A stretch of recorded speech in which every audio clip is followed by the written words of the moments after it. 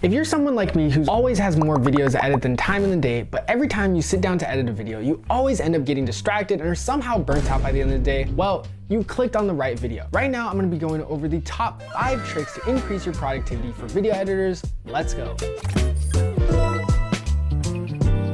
Starting first with tip number 5. Your day doesn't start in the morning, but it starts the day before. Writing out a to-do list the night before always allows you to be more clear-minded in what you want to accomplish the next day. It also allows you to be more focused the next day because you know exactly what you have to do. I know a to-do list might sound incredibly obvious, but it's insane to me how many editors I've met who don't use a to-do list or any form of journaling or task documentation. Personally, I use my own custom to-do list, which I made on Notion. It has a to-do list with gamified elements. This is a point system and reward system, so I'm encouraged to finish everything on my to-do list while still having fun.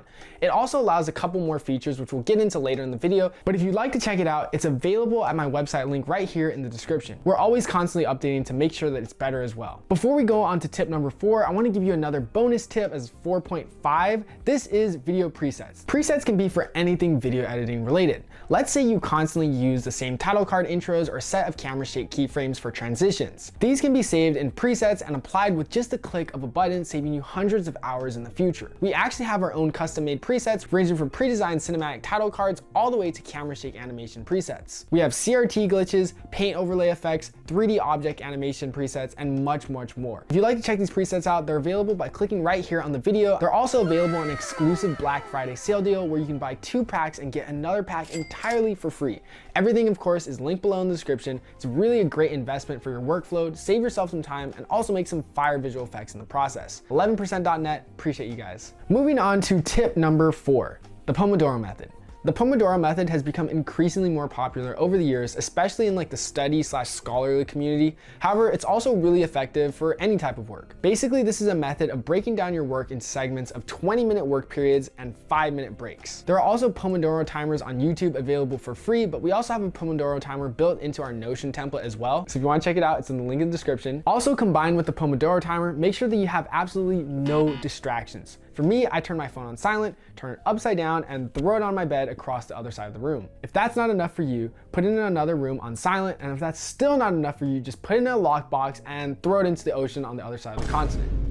I'm just kidding. But for real, having no distractions is key to having an effective Pomodoro session. This also applies for anything fun or distracting on your desk. Remove that shit. You want your desk to be basically so boring to the point where the only interesting thing to do is your work. Also, another bonus pro tip, use systems to help prevent yourself from going onto apps that you often get distracted from. For example, I use an app called 1sec, which basically makes me wait 10 seconds every time I want to open up Instagram. Having to wait those 10 seconds usually makes me think things through and realize that I actually don't want to go on Instagram anyways. Moving on to tip number 3, which are hotkeys. Every editing software has its own set of hotkeys, but don't forget that you can change and customize them for yourself. Having hotkeys or keyboard shortcuts for actions that you often do save you so much time, it's literally ridiculous. For example, I use the keys Q and W for the ripple edit action, which basically means I no longer have to use my cursor to like trim and then snap together clips. This saves me around 5 to 7 seconds each ripple cut, which compounded over the year has probably saved me about 50+ hours of redundant editing. Everyone is different, everyone has different preferences, so don't forget to set your own custom hotkeys. Moving on to tip number 2 are proxies. This applies if you're editing big projects with larger 4K files.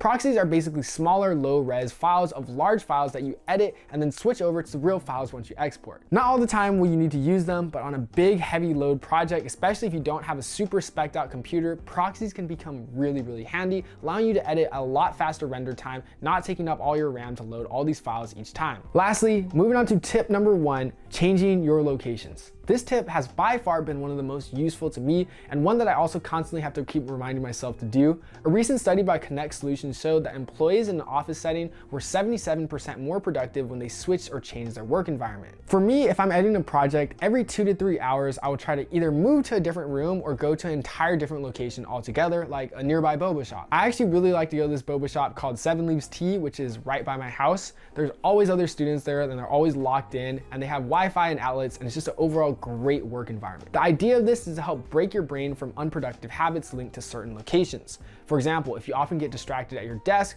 your brain will be naturally inclined to be more distracted there in the future. However, if you go to an entirely new location like a cafe with the intention to work, even more points if there are other people there working too, you'll be naturally inclined to want to work and stay focused. Hope you found something useful, but if you're still looking for something more and want to go more in depth into more technical aspects, you can check out this video right here, which is top 5 expressions for After Effects to help speed up your editing workflow.